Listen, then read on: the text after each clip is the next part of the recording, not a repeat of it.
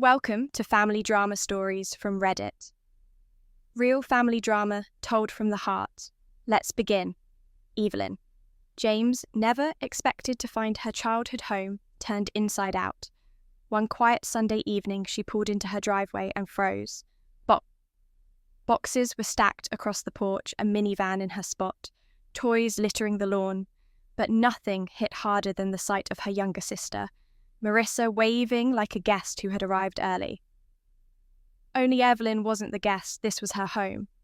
Or at least it used to be. Evelyn stepped out of the car slowly, as if any sudden movement might snap her out of whatever strange dream she had stumbled into. Her hands trembled. The air felt colder than it should have been in early spring, and every step toward the porch seemed to echo louder than the last. Marissa stood at the top of the steps, arms spread wide like it was some kind of joke. "Surprise," she called out. "Mum said I could stay for a bit. You weren't answering your phone, so we just let ourselves in." Evelyn blinked. The words didn't make sense. She looked at the toys scattered across the lawn, the minivan with fast food wrappers on the dashboard, the worn boxes labelled Marissa, kitchen, piled beside her porch swing. The swing she had meant to fix last fall, the one she'd pictured herself reading on this summer. Still not saying a word, she climbed the steps, her eyes landing on the front door. The lock had been drilled out. Replaced. "You changed the lock," Evelyn said softly, not trusting her voice to hold up if she raised it. "It was rusty," Marissa said with a casual shrug. "Dad helped.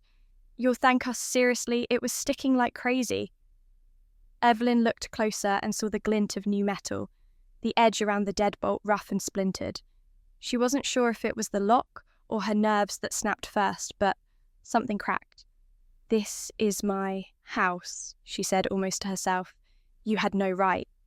Marissa rolled her eyes and leaned on the doorframe. "It's not like you're here all the time, and you don't even have a family, Evelyn. The kids love it here. It already feels like home." A chill ran down Evelyn's spine. She opened the door and stepped inside. The smell hit her first takeout. Out diapers, something vaguely burnt.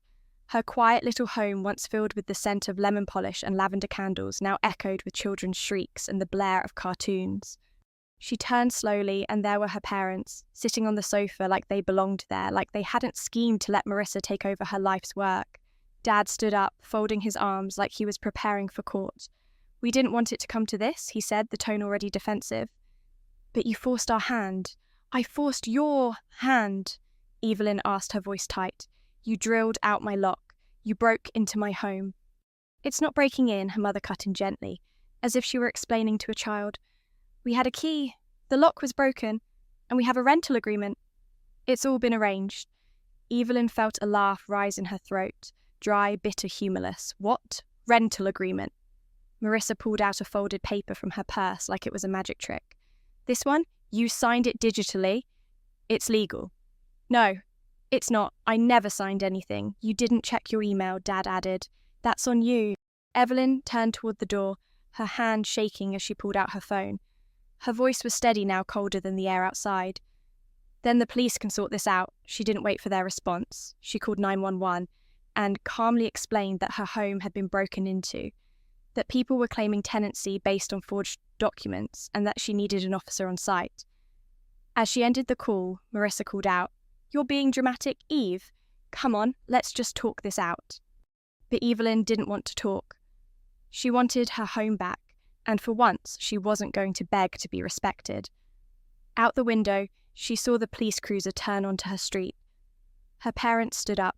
Her sister crossed her arms, and Evelyn stood by the door waiting not just for the officer, but for the reckoning she had avoided for too long. The cruiser came to a stop just past the mailbox. Evelyn had painted herself 3 summers ago. She watched as the officer stepped out, tall and calm, hand resting near his belt, but not reaching for anything. He looked over the scene with the same slow, assessing gaze she'd seen used on hospital patients too proud to admit how badly they were bleeding. "Everything all right here, Mum?" he asked, stepping onto the porch.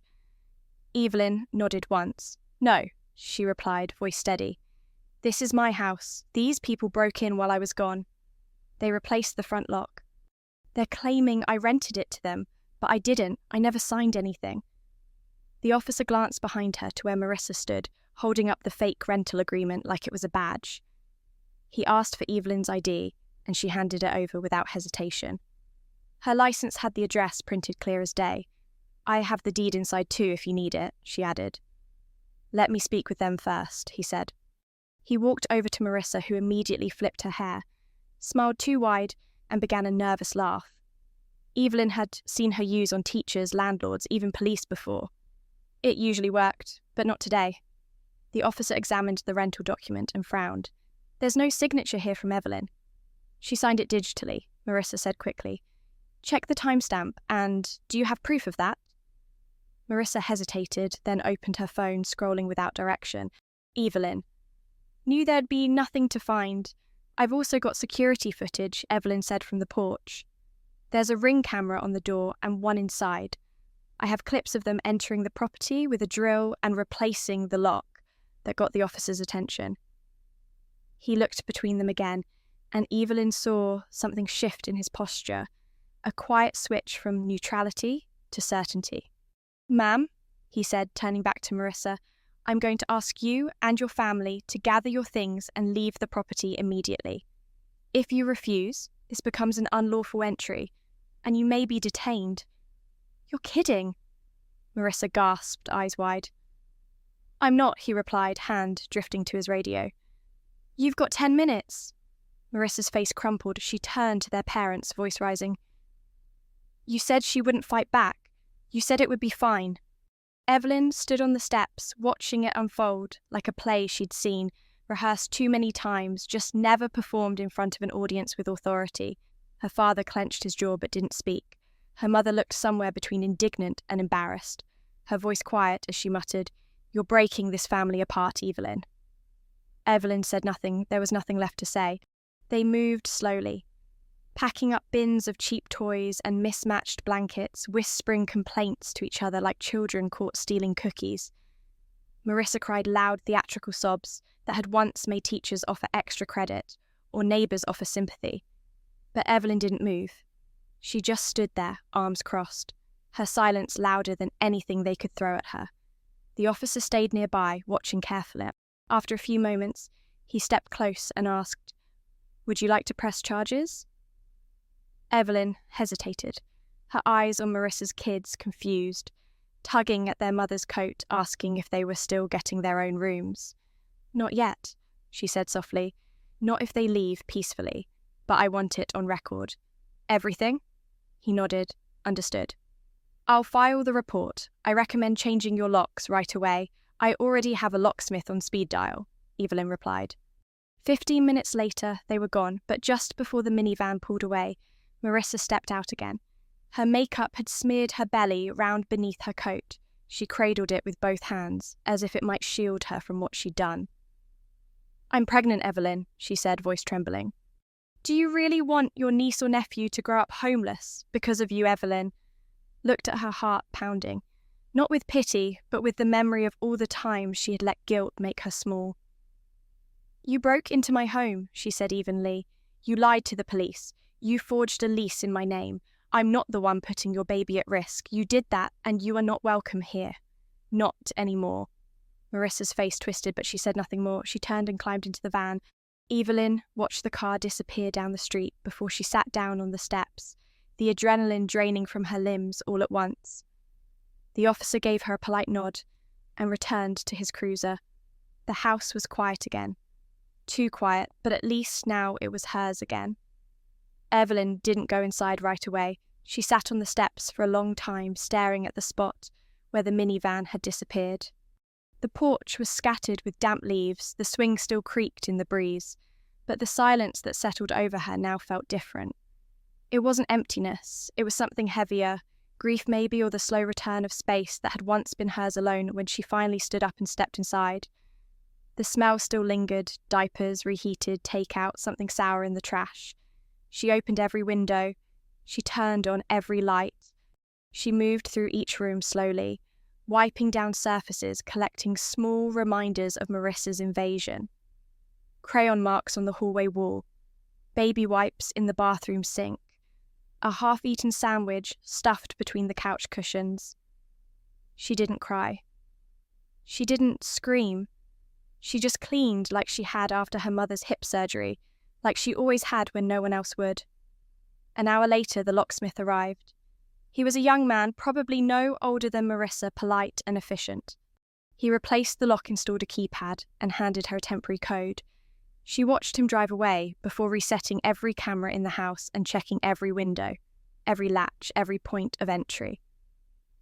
Twice that night, she sat on the couch with a warm mug of tea and didn't turn on the TV. The silence wasn't peaceful yet, but it wasn't hostile either.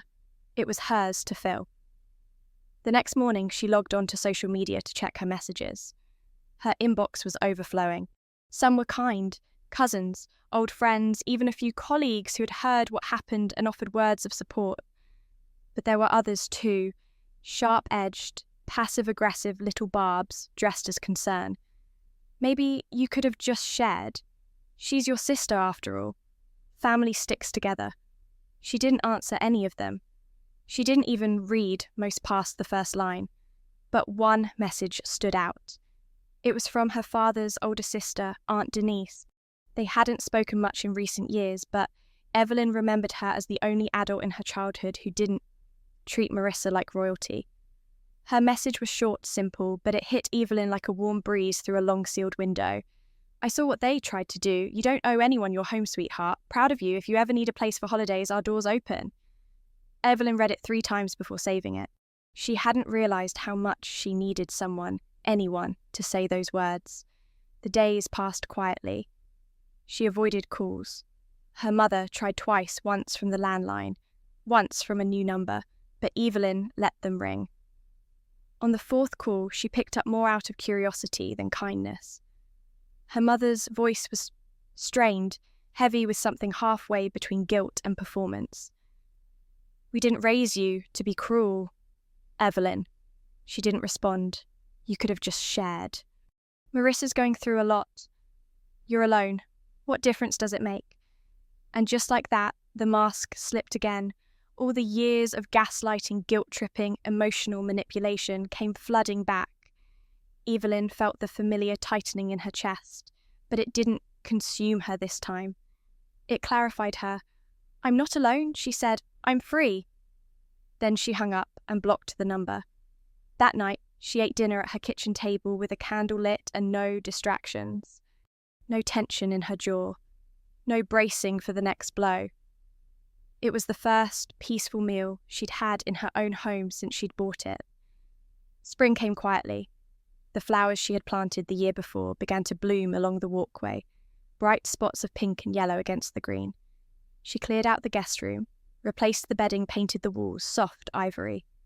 She didn't do it for guests, she did it for herself. She turned the space into a reading nook with a second-hand record player and a plush chair by the window. Sometimes she sat there in the afternoons with a book, the sound of old jazz or Ella Fitzgerald in the background, the light streaming in through linen curtains. It wasn't glamorous, but it was honest and it was hers. She started volunteering at the local library again. Storytime for toddlers, book clubs for seniors, just a few hours a week, but it gave her something to look forward to. A space where she didn't have to prove anything or apologise for existing. One evening, just as the sun was setting behind the maple tree in her yard, she stood on the porch and realised something strange. She wasn't just reclaiming her house, she was reclaiming herself. And maybe for the first time in her life, that was enough. By summer, Evelyn had settled into a rhythm that felt almost sacred. The house had become a sanctuary, quiet, lived in steady. She baked bread that filled the kitchen with warmth. She planted tomatoes and basil in planters along the back fence. She even bought a small wind chime, the kind with a low, delicate tone, and hung it near the front door. Some mornings she'd wake just to hear it and sit on the porch, with her coffee feeling something close to contentment. It wasn't that she didn't think about what had happened. She did often, but the anger had shifted. It wasn't sharp anymore. It sat quietly in the background like an old scar, something you remember but no longer pick at. Then came the knock. It was soft, not urgent, not angry. just a gentle knock on a Sunday afternoon. Evelyn froze mid-step, a bowl of rising dough on the counter behind her. She peeked through the peephole, already half dreading what she'd see. And there she was, Marissa. She looked nothing like the woman who had once stood on Evelyn's porch with smug entitlement and a forged lease. Her makeup was smeared. Her hair was tied in a limp knot. She cradled a baby carrier in one arm while a toddler clung to her coat with sticky fingers. Her eyes, once sharp with manipulation, were tired, hollow. Evelyn didn't open the door. She cracked the window next to it just a few inches. "What do you want?" Marissa glanced down, then up, voice barely audible. "We moved out of Mum and Dad's. It's not good there anymore." Evelyn said nothing. "I know you probably think I don't deserve your help," Marissa continued, her voice shaking, "and maybe I don't. Dan's gone 2 weeks ago. Took the car, the money, everything." She looked away, then blinking fast. But Evelyn wasn't moved by the tears. She had seen too many of them used as weapons. "I'm not here to ask for a handout," Marissa added quickly. "Just, the kids need a safe place for tonight. There's a shelter on the east side. They have a spot for us tomorrow morning. I just need..." One night, Evelyn felt her chest tighten. A part of her wanted to slam the window shut, to remind Marissa of the way she had once tried to steal not just her home, but her dignity. The smirk, the lies, the fake lease, the words, "You're being selfish." Evie still echoed somewhere in her spine. But then she looked down at the little boy with wide brown eyes tugging on Marissa's coat, at the baby sleeping in a carrier patched with a towel. And suddenly she was back there decades ago, standing next to her own mother, outside an aunt's house, wearing shoes that didn't fit, and pretending she wasn't hungry. She didn't speak. She opened the door. "You can stay in the guest room," she said. "Just for tonight, that's it." Marissa's eyes widened. "Thank you." Evelyn didn't answer. She led them down the hall, showed her where the towels were left fresh, sheets folded at the end of the bed. She didn't offer tea, didn't ask for a story. She simply nodded once and returned to her quiet kitchen. That night she barely slept. She lay awake, listening for sounds, footsteps, voices. The creak of a door, nothing came. The only noise was the faint hum of the baby monitor she had dug out of a storage box, still working after all those years. By morning they were gone, no note on the pillow, no mess left behind, just a slip of paper on the kitchen counter in looping handwriting. "Thank you. I won't forget it. I'm sorry for everything." Evelyn read it once, then again, and tucked it inside a drawer with the deed to the house, the locksmith's invoice and the police report. She didn't hear from Marissa again. Weeks passed, summer stretched into long afternoons and gentle evenings. She started hosting a weekly book circle at the library, mostly older women with strong opinions about mystery novels and banana bread recipes. She laughed more, slept better. Her porch became a gathering place for neighbours who dropped off cucumbers from their gardens or invited her to potlucks. One afternoon, she found herself repainting the mailbox again.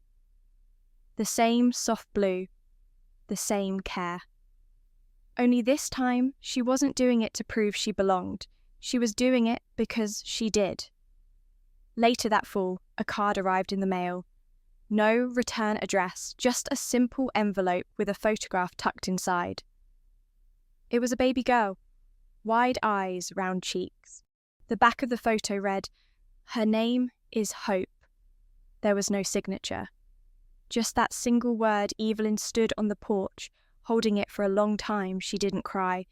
She didn't smile. She just felt something settle in her chest, something that had been restless for a very long time.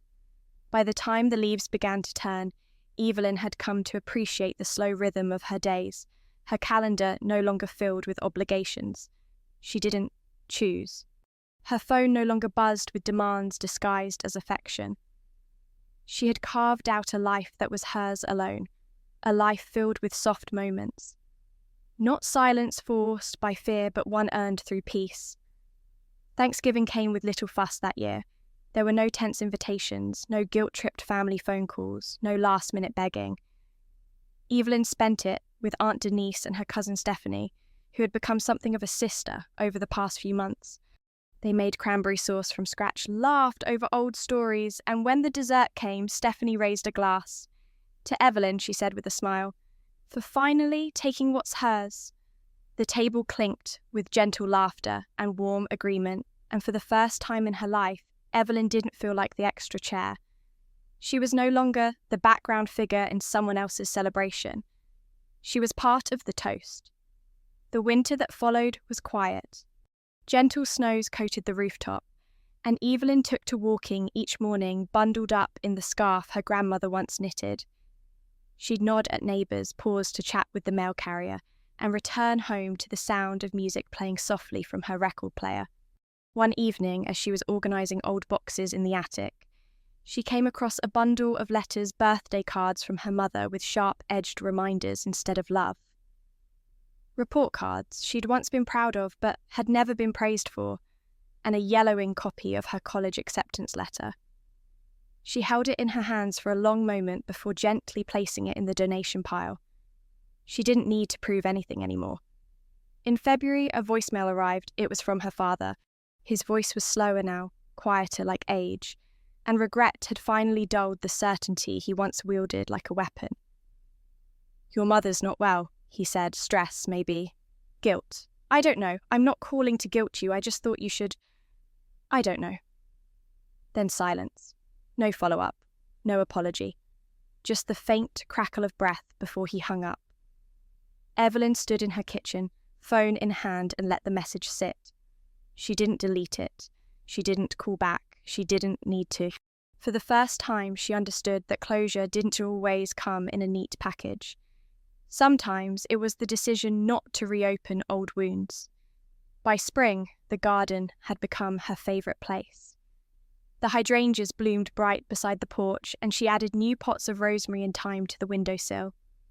Children from the neighbourhood would wave at her as they rode their bikes past, and sometimes she'd wave back, sometimes not out of rudeness, just peace. It was during one of those quiet afternoons on the porch that Stephanie stopped by, holding a stack of mail and a wide grin. "You got invited to the senior centre. Chili cook-off," she said. "I told them. You make a mean cornbread." Evelyn laughed, a real unguarded laugh, and took the flyer. They're in for a surprise. And just like that, her world kept opening. Not dramatically, not with fanfare, but gently, like a sunrise over frost. One warm afternoon in early May, as she sat under the maple tree with a worn book in her lap, a little girl ran up the walk.